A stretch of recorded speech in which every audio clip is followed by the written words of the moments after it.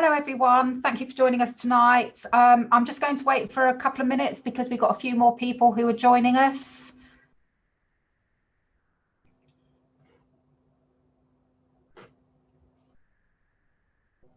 Okay, so just while we've still got people joining, which is great.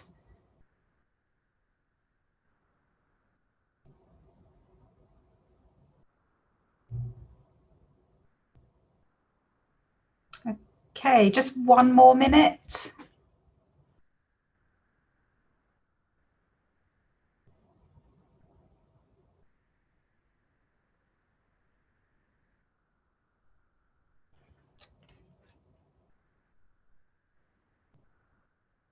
Okay, it looks like most people are joining us. So hello everyone, good evening. Thank you for joining us tonight for our higher education event, just to really reassure you that there's still time for you to apply for higher education courses for 2021 if you're still a little bit undecided.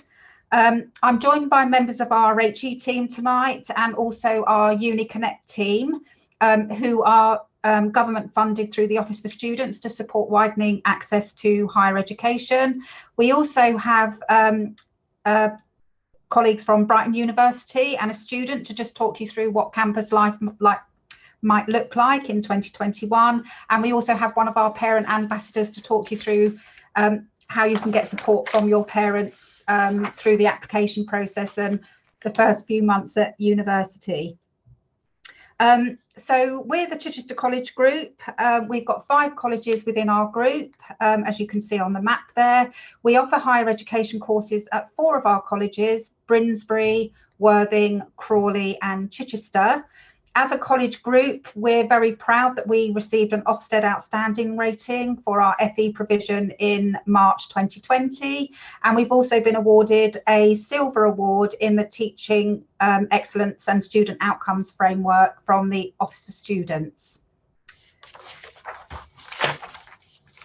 Next slide, please.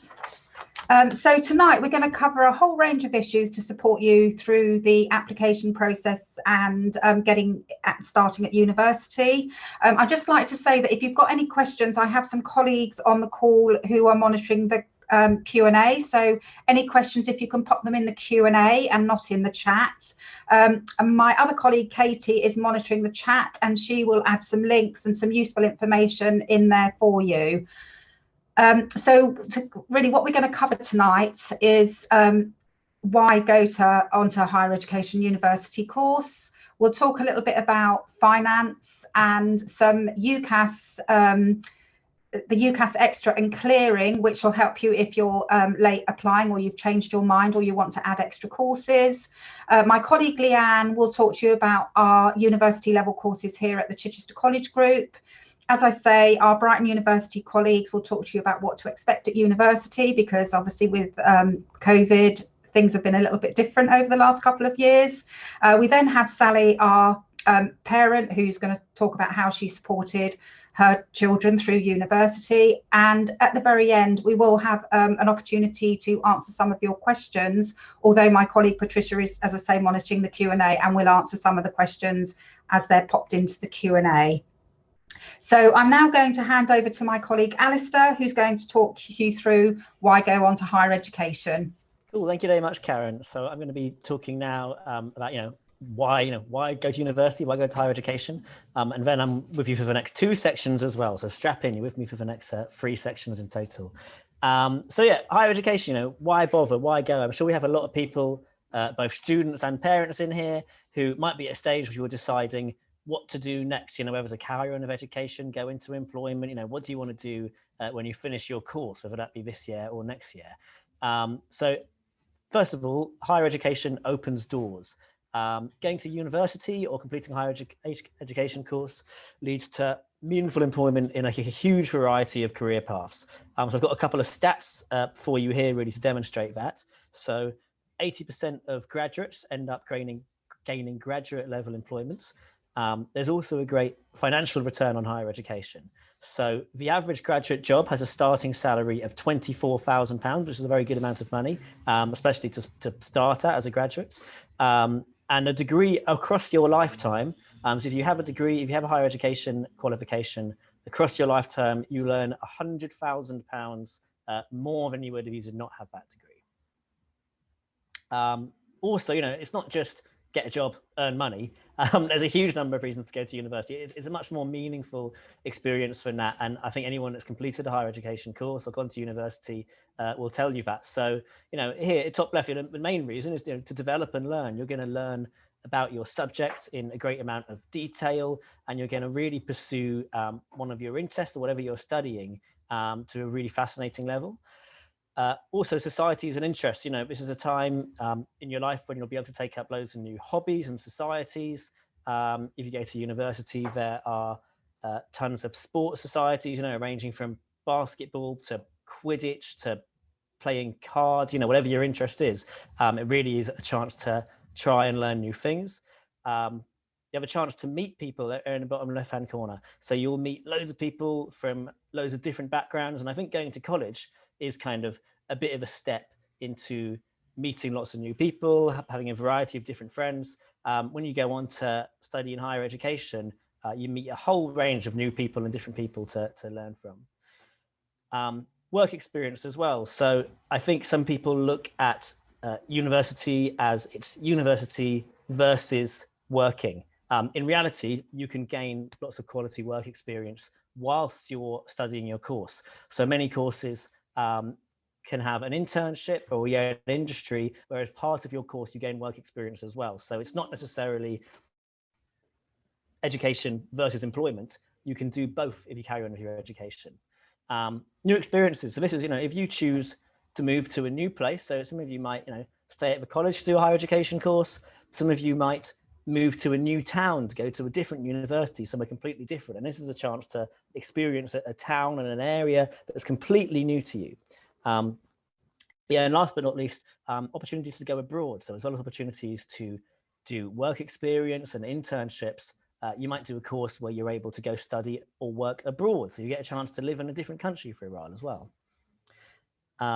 So now I'm going to talk a little bit about money. So I've called this section, money matters or does it? Because I think the point I really want to get across to everyone that's here is that money really isn't an object to studying at higher education.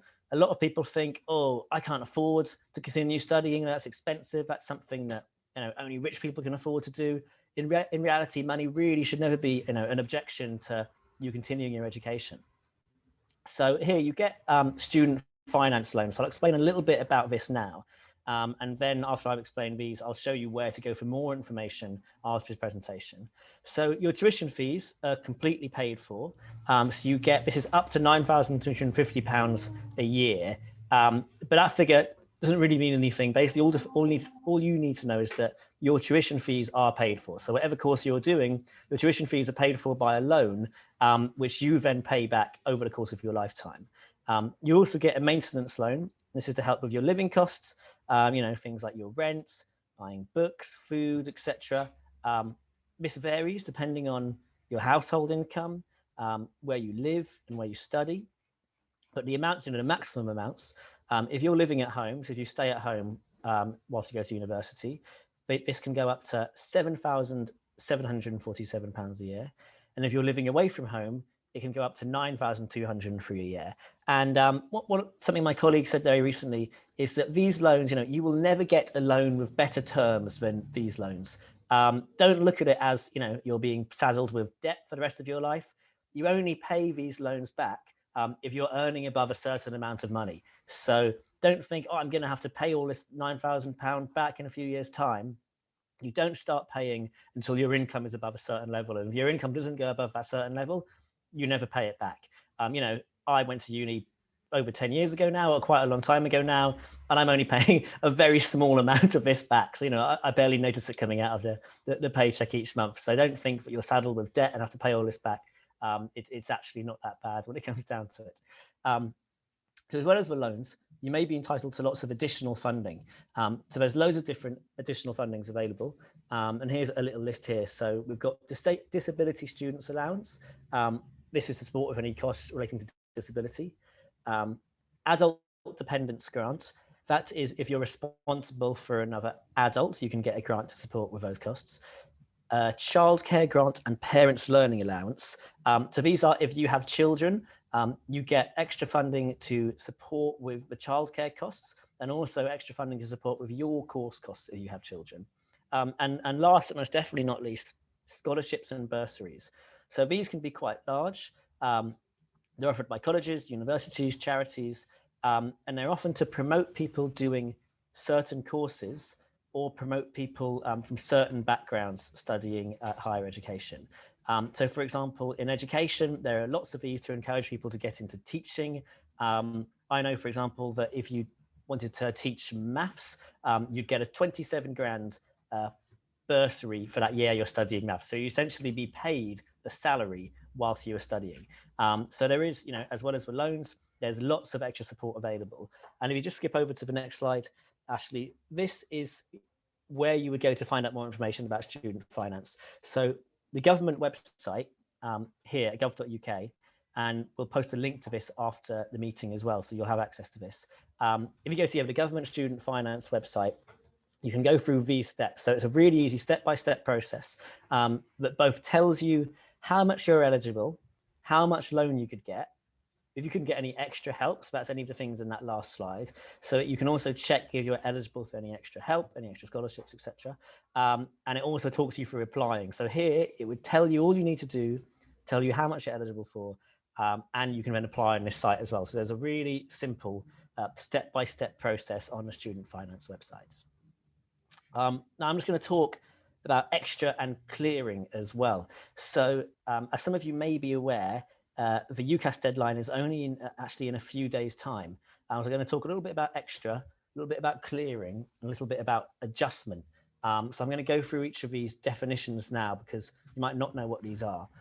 So extra is for if you have already applied to UCAS and you've applied to 5 choices, but you have not received any offers, you can add another option. So you're allowed to add a 6th option. So if anyone in this meeting has already applied, not got any offers back yet, you're allowed to use UCAS Extra to add another option.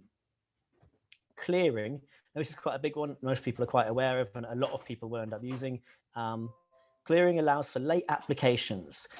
So this might be, if you've not applied yet at all, or if you have applied and you don't meet your grade expectations or what the requirements are for your course, clearing allows you to apply late after the 1st of July for courses that have spare spaces. And this, this often involves, you might call up a university, call up a college after results day and say, do you have any spaces on this course? And then they'll say yes or no, and kind of whether you can get in or not. Adjustment, very similar to clearing. Adjustment is if you outperform your expectations. So let's say, you're doing A-levels and you were getting into a course that required BBB as your grades. You end up getting AAAs, you do really well. You can then call up a university with higher expectations and say, do you have any vacancies on this course? And I know from personal experience, that's how I ended up going to university. I remember going through adjustment and all it took was one phone call 2 days after the results day. I'm not saying it's going to be that easy, but these things are well worth considering because I know that greatly changed the path I took.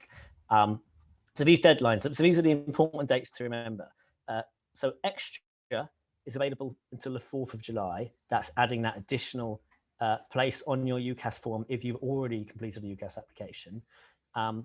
Clearing, so that is, if you've not got an offer or not applied yet and want to apply late, starts on the 5th of July, runs from the 19th of October.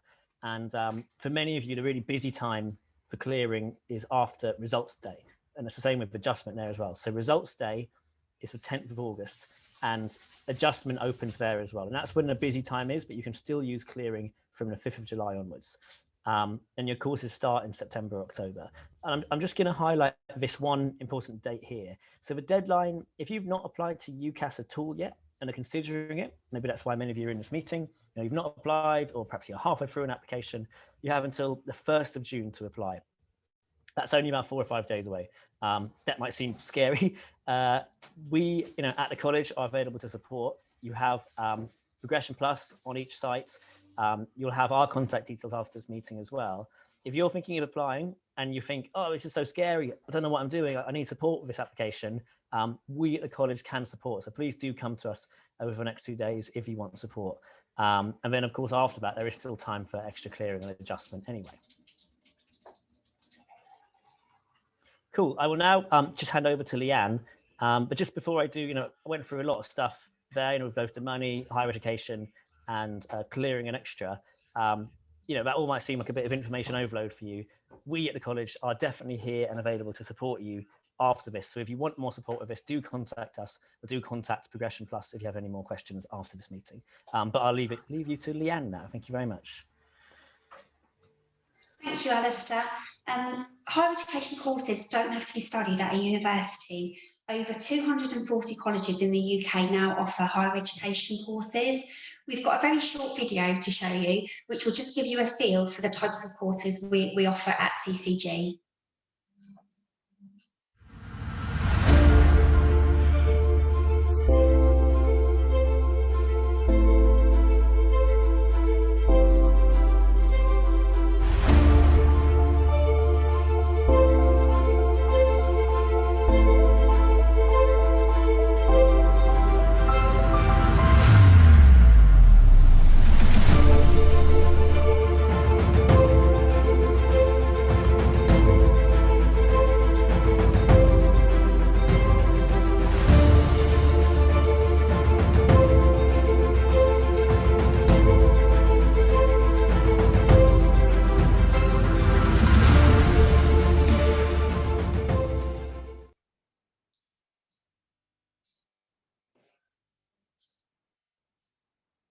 So why CCG? At the Chichester College Group, we now have over 30 different HE courses across 4 of our campuses, and students tell us there are many different benefits to studying here with us. We're able to provide outstanding teaching, support and guidance, and as our class sizes tend to be much smaller than you'd experience at university, with maybe around 10 to 20 students, we can give you lots and lots of individual support. You'll also have your own higher education coach to support you throughout your course, and they'll help you progress into further study or graduate level employment. All of our courses are vocational and they're tailored to the needs of industry, making you very employable. You'll be taught by industry experienced staff throughout your programme, and you'll benefit from our amazing links with employers and with industry. Our fees also offer really excellent value for money. For example, a HND are around £3,000 a year less than you pay at a university. And also, because you can stay closer to home, this will also help reduce any living expenses you may have. You might also be eligible for one of our CCG Learner Support Grants of up to £500 a year to help towards the cost of books, equipment or travel. So what types of qualification will you achieve? Our qualifications give you much more flexibility, as you don't have to commit to a 3-year programme. You can study in small stages to fit in with your own commitments. Our higher national certificates are level 4 qualifications, and these are equivalent to the first year of a degree. Our higher national diplomas, these are level 5, and they're equivalent to the second year of a degree. HNCs and HNDs are industry specific, and they're designed to prepare you for a career. These are really popular and really sought after by employers. Also, when you've finished, you can either top up your qualification to gain a full degree, or you could progress straight onto employment. We also offer a range of foundation degrees. These are level 5 and they're equivalent to 2/3 of a degree. These are really perfect if you want to work and gain a qualification that builds on your own experiences and skills. These can also be studied part-time to fit around work commitments. We also have 2 top-up degrees, and these are equivalent to the final year of a degree. As the name suggests, you can top up an existing qualification, so for example, a HND or foundation degree to a degree. We work in partnership with Portsmouth and Chichester University to offer these foundation degrees and top-ups. So not only do you have access to our facilities, you also benefit from the university's facilities and resources as well. As I mentioned, we've got around 30 different HE courses across each of our campuses. Brinsbury is our land-based campus, and we have some fantastic courses in horticulture, animal management, sustainable food production are all taught there. Our Chichester and Crawley campuses, we're able to offer a wide range of courses for lots and lots of different careers, everything from business, engineering, technology, construction, media, early years, hospitality, and many more. We're also really excited. We've just opened a brand new multi-million-pound STEM centre at our Crawley campus, and we've now got some of the best facilities in the region for IT, creative media, and engineering. Our Worthing campus has a really successful sports programme, and we work in partnership with the University of Chichester to offer a foundation degree in sports, health and exercise science here. For all of our courses, it's not too late to apply. Because we're really fortunate and we have much smaller classes, we can accept applications throughout the year. Details of all of our courses are on each of our campus websites. They're also on UCAS, and my colleague Katie has popped a link in the chat box, so you can go straight and have a look if you want to. You can also download one of our prospectuses, which has much more detail about all of our courses, entry requirements, how to apply, and the support available. I'm now going to hand over to James from Brighton University, who's part of the outreach team, and one of his students who's currently studying medicine. That's great, brilliant. Thanks, thanks, Deanne. That's great. Hello, everyone. Nice to be here today. If you just bear with me 1 second, I'm just going to attempt to share my screen. So let's have a look. So fingers crossed you can all see that, and hopefully that's up there, which is great.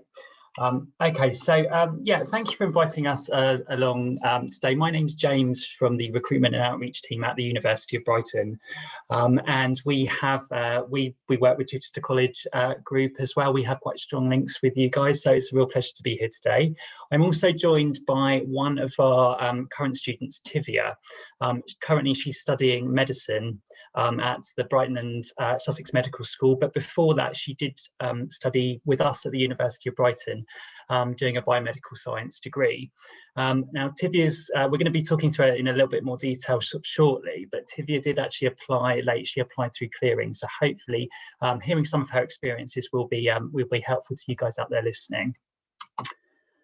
So just reflecting a little bit, 2020 has, as we all know, been a really, really challenging year, and we've all really felt it. And at the University of Brighton, we've tried everything we can to try and replicate the university experience as best we can.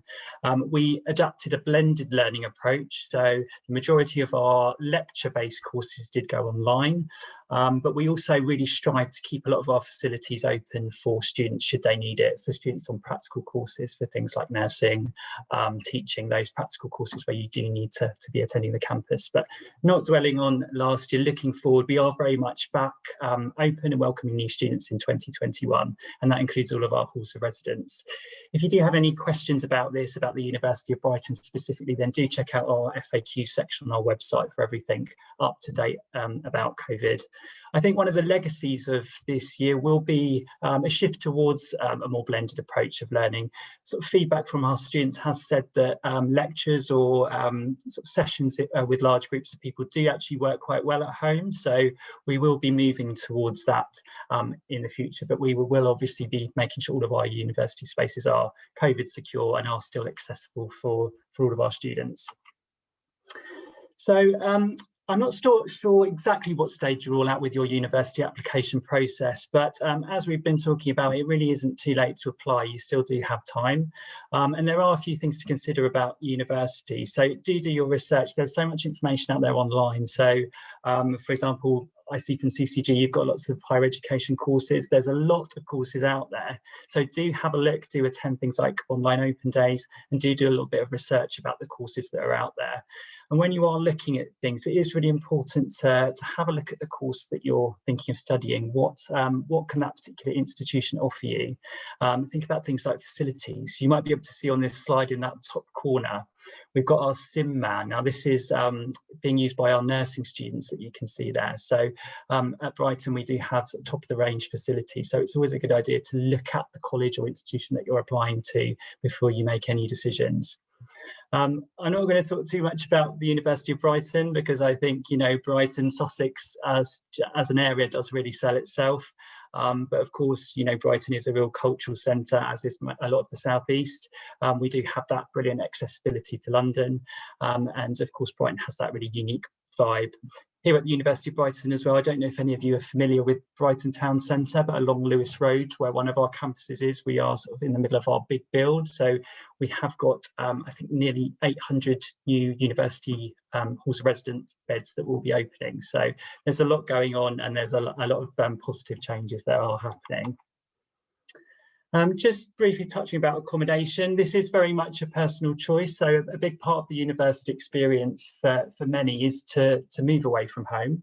And at the university here, and of course at other institutions, other universities, we do offer what's called halls of residence. So these can be catered or self-catered, and you'll normally be sharing with other students, other first years, depending on where you study and what you're doing.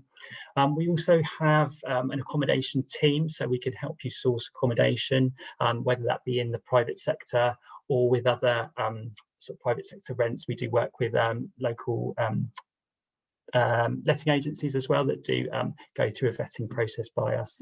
But I think importantly, that last point there, commuting. Now we do have a really strong amount of students that's growing all the time, of students that do decide to commute from home.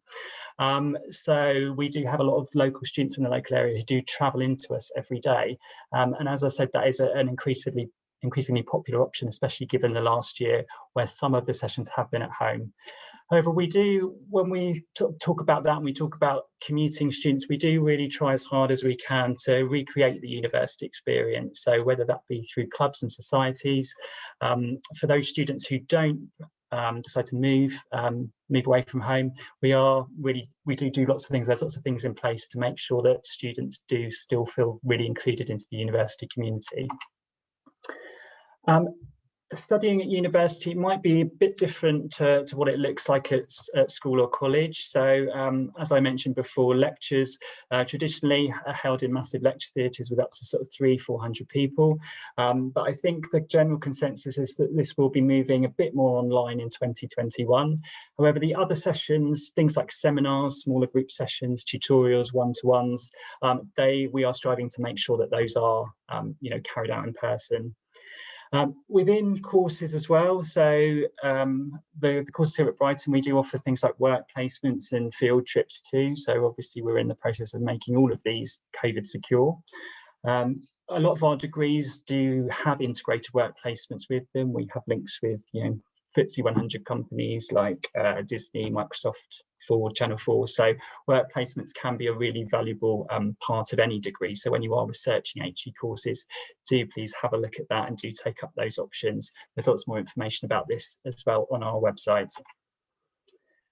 So the university experience for Freshers Week. So Freshers Week is normally 2 weeks there. It's actually gone up to 2 weeks for us here at the University of Brighton. So we have got a full programme planned for 2021. It's a huge event really at the university and for the area at large, with all of the other sort of higher education institutions in the Sussex area sort of all feeding into the same couple of weeks. Things like comedy nights, barbecues. This will give you an opportunity to obviously meet new people and perhaps meet people who you aren't living with currently. And at that process, well, a lot of our students do have groups. They have Facebook groups before they start with us. So students are reaching out and connecting digitally too, which I think is going to be really important for this year as well. We hold an annual Freshers Fair as well. So all of the new students that do come with us could come up, pick up freebies and bits and pieces. And also we do have representation there from all of our societies, which I will come up to in a second. In terms of support at universities, well, we do really appreciate that, if you are moving away from home or starting a new course, it can be challenging, and there is, it's completely understandable that you will have concerns. I'm speaking for the University of Brighton, but I know this is the case across the board. All of these kind of support networks are in place. We do have a careers service, a finance officer who can help with managing money and living on a budget. If you have a disability, then we do have a disability support team as well. At the University of Brighton, every student is designated what's called an SSGT, or a student support and guidance tutor. So you will always have that one-to-one link with somebody who's not necessarily connected to your course, but somebody who you can go to in confidence and have a one-to-one private meeting with. All of our services are obviously confidential, non-judgmental, and they're all free as part of the university experience. So you can normally just drop in and see those whenever you like. And then again, we do, going back to accommodation, we do have accommodation advisors who can help with things like sort of inventories and providing references and all of those sorts of things if you are struggling. So do reach out for support, as there is lots out there. Just going back to societies there, I think Alistair touched on a few of these in his presentation at the beginning, but there really is so much out there, and these are such a valuable part of the university experience. So a lot of those are sports, sometimes, quite unusual sports. As you can see there, we've got boxing, cheerleading, ultimate frisbee as well. Not quite sure what that entails, but sounds fun. Rugby, dance, all of those sort of things. But if sport's not your bag as well, there's lots of other non-sport focused things. So as you can see there, LGBTQ, economics, maths, photography, pub quiz.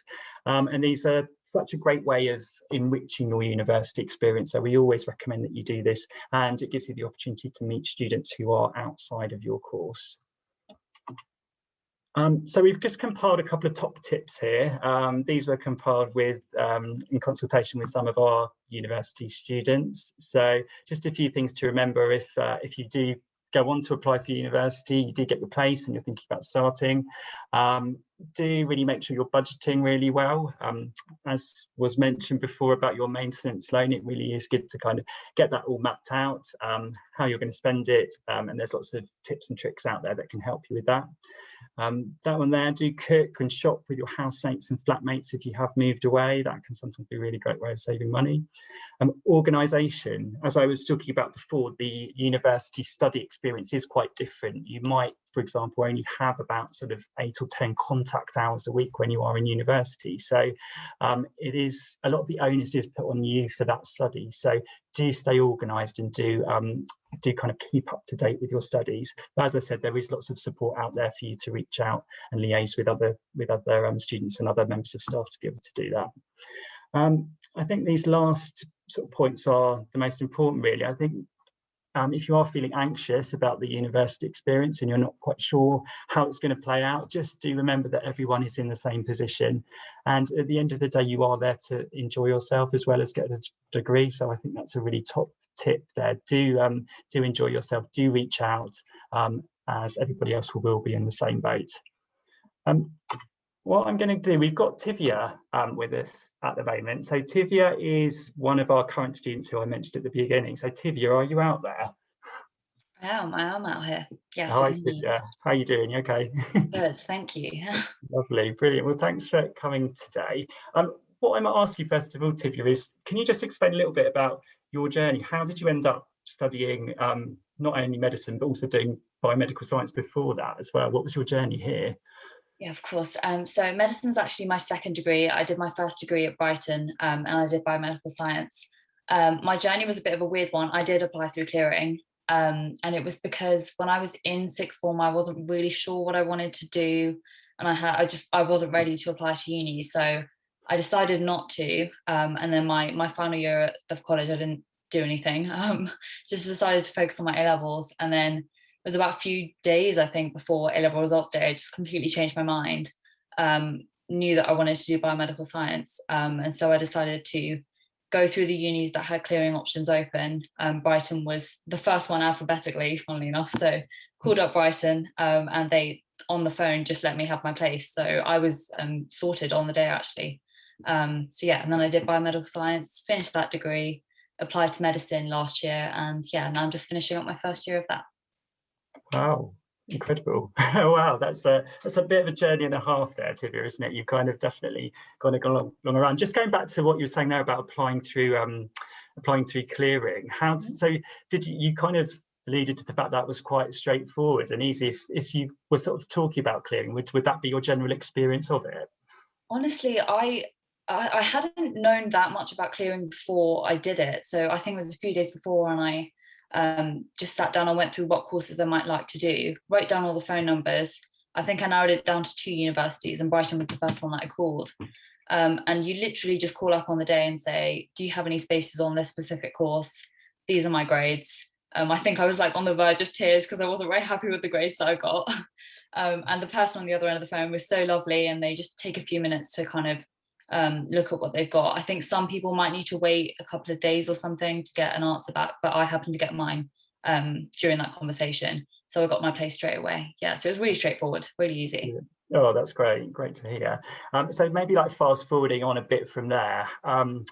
So your first week, I think I understand that you didn't move into halls of residence, did you? You actually commuted. So like we were talking about before, you kind of commuted in for whenever your lectures or seminars were. How did that feel, and how was that first week of university for you? Yeah, I commuted from Eastbourne actually. So I grew up in Eastbourne, it wasn't too far. There's a train ticket that you can get that I think covered me from Worthing up until around Seaford or Eastbourne. So that was really useful. And it actually, commuting doesn't really hold you back in terms of the social life. Like I still managed to go to a lot of freshers events.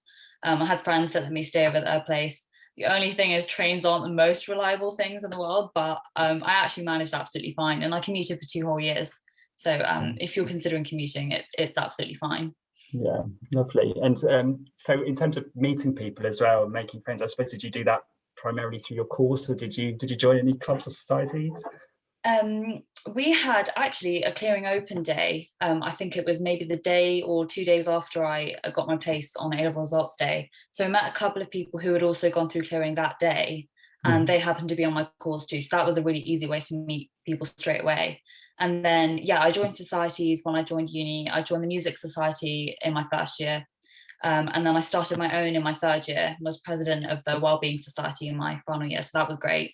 So yeah, that's a really easy way to meet loads of people. I think one of my best friends I met during a freshers event for the Music Society, and we stayed friends for the entire degree. So that was great.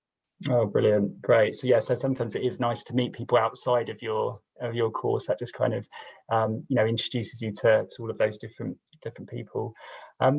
Maybe I'd just like to ask you about budgeting in university. How did you I assume, did you probably get the maintenance loan that we were talking about before, and how did you sort of manage your money? Yeah, managing money is it's a hard one, because it's something that you don't have to do really until you get to uni. But yeah, I took a maintenance loan out for my first year, and the thing that I think people find really useful is they set aside money for the week. That's a really good thing to do. Try to do like big food shops instead of loads of tiny ones, because that's how it's really easy to waste money doing that. But I think just prioritize what you need to spend money on. I think there are some really great apps out there that I don't personally use, but a lot of other people do, and they're really good at helping you organize how you spend. I'm with Santander for my bank account, and they send you a thing every month that tells you what you spent each bit of your money on. So that can be bad, because it tells you that you spent most of it on food or something ridiculous, on takeout or something. But yeah, I think just look at what you're spending on, and that's really helpful. Yeah, definitely. I think that's a really good point, isn't it? To kind of put aside some money for those really, really important things, obviously, like accommodation, food. So yeah, no, some brilliant tips there. And just maybe to sort of finish up with, really, Tivia, how did you find, so obviously, like we were saying, it's been a really, really, challenging, unusual year for the year that we're currently still in. How did you find sort of studying that, and also how are you sort of feeling about the term, the sort of the next year ahead, and how that's going to sort of start returning to normal? Yeah, so I was at probably the most crucial part of my entire degree when we went into the first lockdown. So my dissertation project got cancelled, everything was a complete mess. So it was really difficult, but I think actually universities handled it really, really well. My lecturers moved straight onto online lectures, and they just managed to get through it. And now we've had about a year of it, so people have really got the hang of it. My lecturers are so proactive in making sure that even though it's a pre-recorded lecture, it's still engaging. And we still get small teaching, small group teaching. Medicine's been quite a lucky course actually, because we got small group teaching quite early on. But I'm still managing to meet people. It's not as easy as usual, but I still love it, and it's still really good. So it's not something that would hold me back if I were to do it again. Yeah, and if like there was a sort of looking forward to next year, if there was a bit of a legacy from stuff you've done already, would that kind of suit you, perhaps that blended learning approach? Yeah, you know what? I actually really like it. I don't have to get out of bed at 7 in the morning. I can just roll out and put my laptop on and watch a lecture now. So it's quite a bit easier in that sense. And you get to just learn how you want to learn, because some people don't like sitting in a lecture hall and they can't really engage that well. Some people prefer to sit and watch a video and pause it and play it, and it lets you kind of develop your own learning style, which I think has been a really, really big benefit of the online blended learning. Yeah, brilliant. Well, that's great. Thanks so much, Tiva. That was really, really helpful. Hopefully people out there found that kind of insightful. And yeah, wishing you loads of luck for the next year or the many years ahead if you're studying medicine. Thank you. So best of luck with it all. Great. I'm just sort of coming to the end of the presentation now, but I've just put my email address there. If you did want to contact me about anything to do with, university or specifically the University of Brighton, do feel free to contact me. And I've also put like contact details for our inquiries team and also our social media handles there. So hopefully you found that little bit of the presentation interesting, and yeah, we look forward to hopefully seeing you in higher education, wherever that might be, very soon. Thank you, James and Tivia. That was great and really useful information. And actually, it leads us really nicely on to Sally, who's our parent ambassador, who's just going to talk about really, I suppose, what Tivia's talked about, but from a parent's perspective. So over to you then, Sally. Thank you, Karen. So I'm the parent ambassador at Chichester College, and I'm here to primarily support parents of Year 12 and Year 13 students. It is a new programme that we're trying to offer, so if you are interested in supporting students, then please feel free to contact us. I will put the SLN Connect email in the chat at a later stage.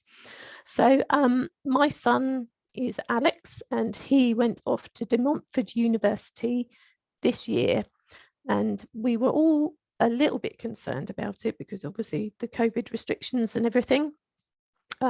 He couldn't have been going further afield if he'd have tried, and he did say that it wasn't to get away from us. He said that it was to do with the accommodation costs, but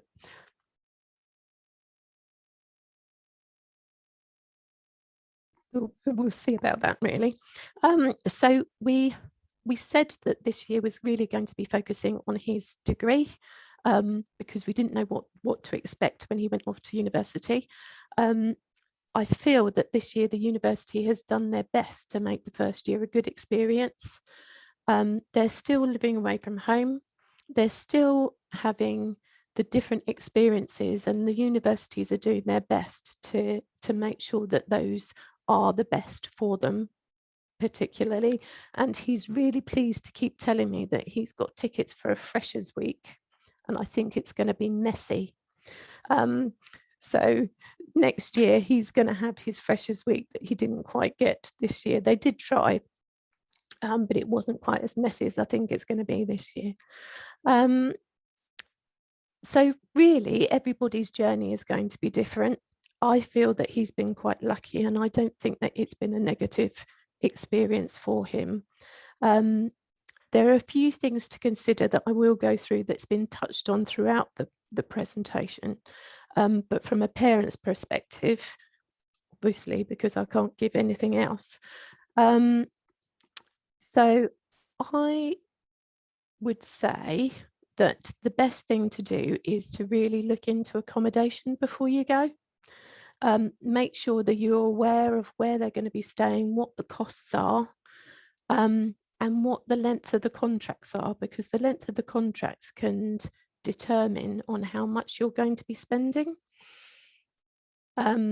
So obviously you've got tuition fees that go direct to the university, and then you will have the maintenance loan that will come in chunks to your student directly through their student loan.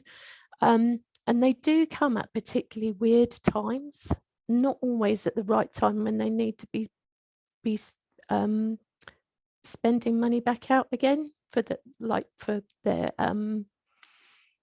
rent and things like that.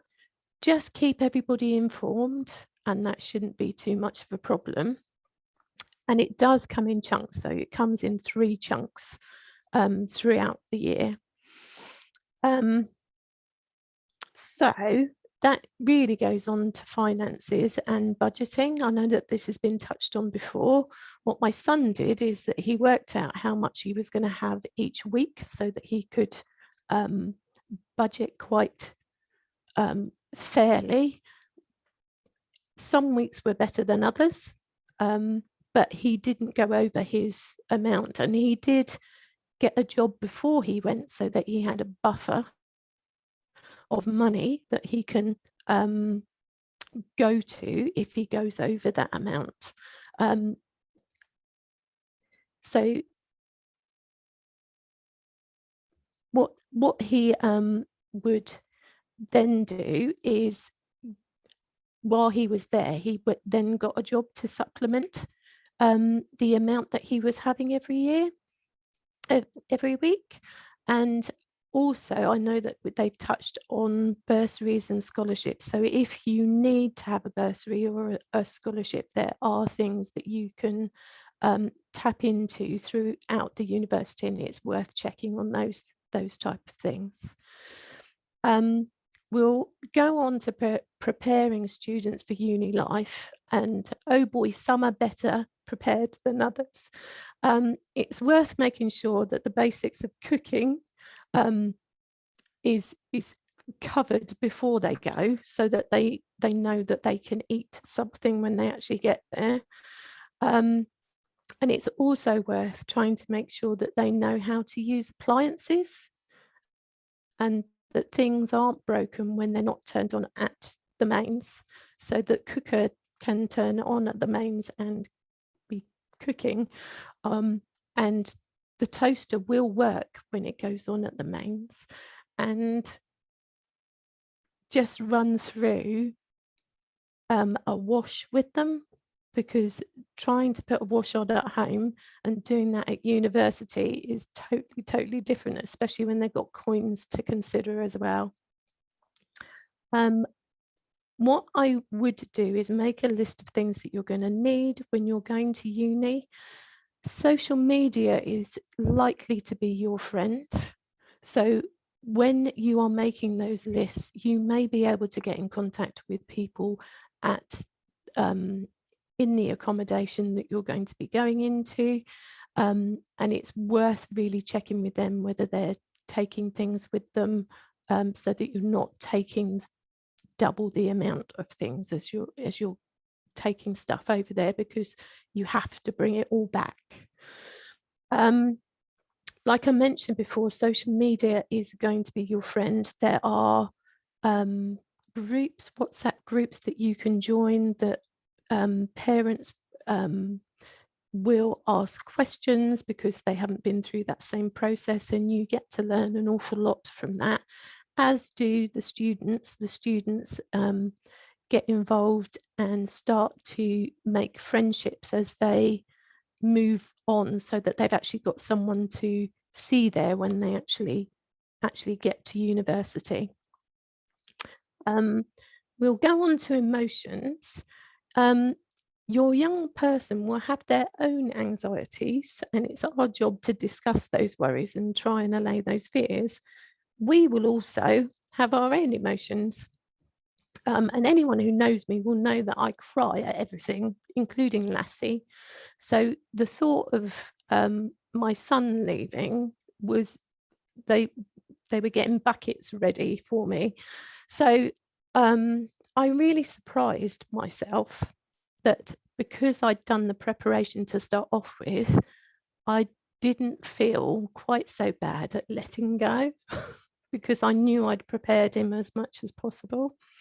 But it's not unusual for those feelings to come in, and they will have homesickness. So it's good to let the first week, let them come to you so that they can find their feet. It's really hard because what you want to do is really ring them up every time that their name is mentioned at home.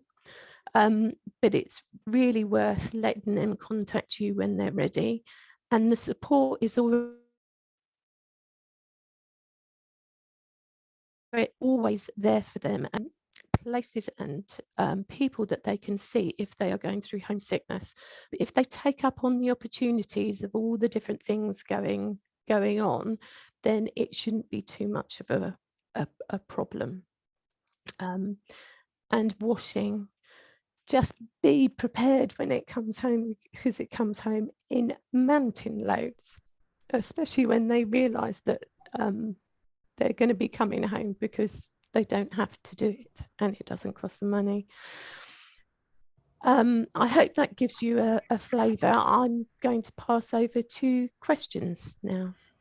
Hi, Sally. Thanks very much for that. And I can echo your comments about the washing, something I remember when my son was at university. Okay, we're going to do some questions. We've had loads of questions, really interesting questions have come up. So, Patricia, do you want to share some of those questions with us that we can answer?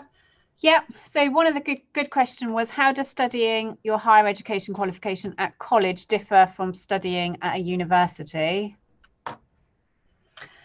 Right. Okay. Well, I'll start. Obviously, at the college, we've mentioned quite a few things already. We have much smaller group sizes. We do encourage our students to come in for face-to-face learning because we feel that you get a lot from interaction with your peers as well as your lecturers. And also you tend to, so for a full-time higher education qualification at the college, you'll be in for 2 or 3 days.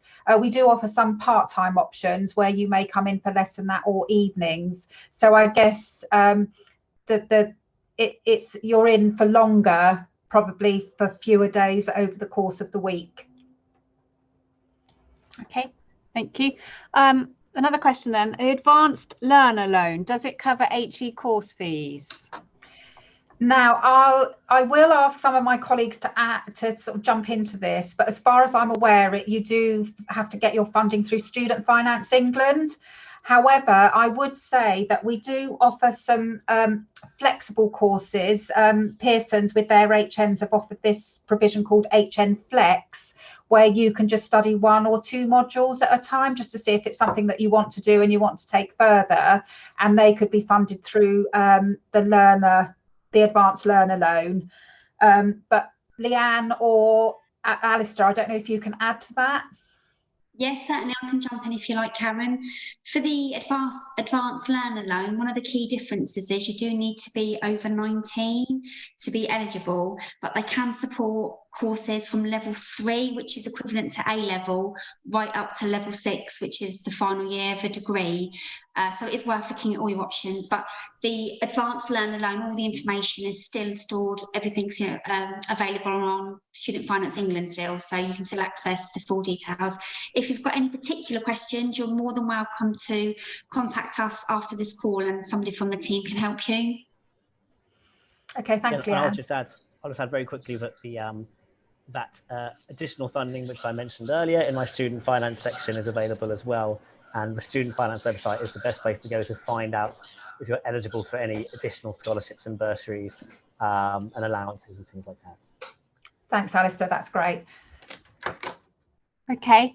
I know, James, you mentioned this at Brighton University, but I have had a question about the college in terms of what are our plans for doing online learning and face-to-face learning?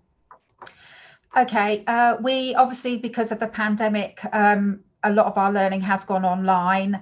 However, at every point where the government have told us we can come back onto site, we've encouraged our students to come back into college. And really, just to reiterate what I said earlier, we do feel that face-to-face learning, you do benefit from that interaction and being on site and talking, meeting up with your friends and the social element of it. So there is a chance that some of the courses will deliver some elements of it online, but the majority of the delivery for 2021, we're hoping is going to be face-to-face. Okay, brilliant. And then the final question is, will people get a link to be able to watch the webinar again?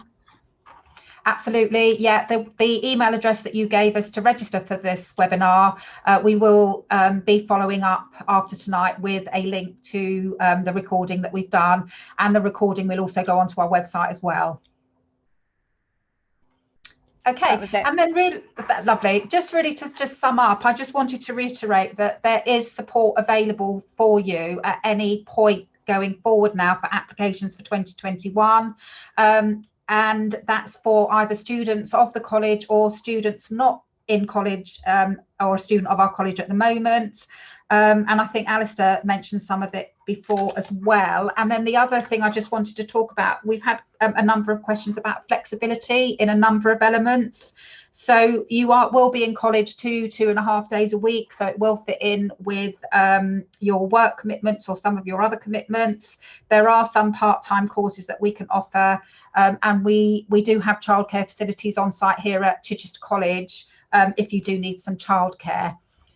So really, I'd just like to sum up by saying thank you to everyone that's participated. Thank you all for attending tonight. I hope you found it really, really useful, and really just to reiterate, I think that everybody has said tonight that we are here. If you do need further support and guidance, just drop us an email or give us a call, and there will be somebody available on results day. If you want to call us, if you've got any queries around your results, they were better than anticipated, hopefully, or even if they were not as you'd anticipated, we have got a number of options that we can guide you to. So thanks again, everybody, and have a good evening.